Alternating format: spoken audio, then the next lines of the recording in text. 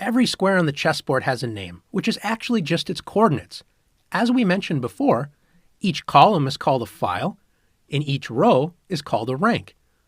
Every file in chess is given a letter, starting with the letter A on the left side of the board and going all the way to the letter H on the right. Every rank is given a number, starting with 1 on the white side of the board and going up to the number 8 on the black side of the board. Each square is named by its coordinate pair. Let's meet some of the squares. This square in the lower left-hand corner is known as A1. Notice we identify it with the letter first and the number second. Let's take a look and see where the E file meets with the fourth rank. Notice the arrows point at E4, so this square is known as E4. Let's draw a diagonal starting from A1 and go all the way up the board. Notice we land on the H8 square, and in between these squares we see B2, C3, D4, E5, F6, and G7.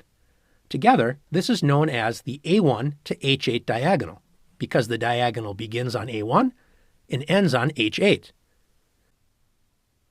Now that you've learned how to label each square on the chessboard, it's time to learn the notation of actual chess moves. Each piece has its own letter for chess notation. In this example, the king's letter is a capital K. With white to move, let's say the king is going to move to the E2 square.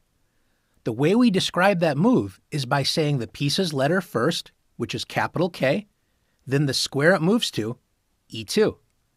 Remember, a piece always begins with a capital letter, and the square is always lowercase.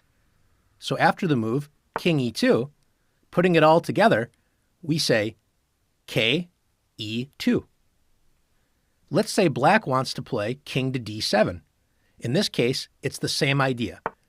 Capital K, lowercase D7. So piece, then square. K, D7. We will use the same idea for all the other pieces.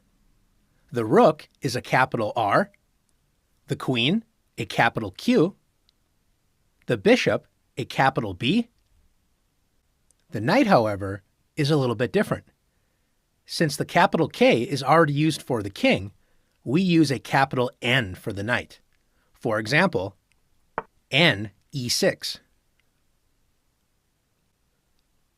Finally, you may think that pawns are a capital P.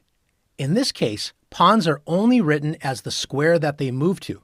For example, after the move E4, the notation is simply the square the pawn moved to, E4.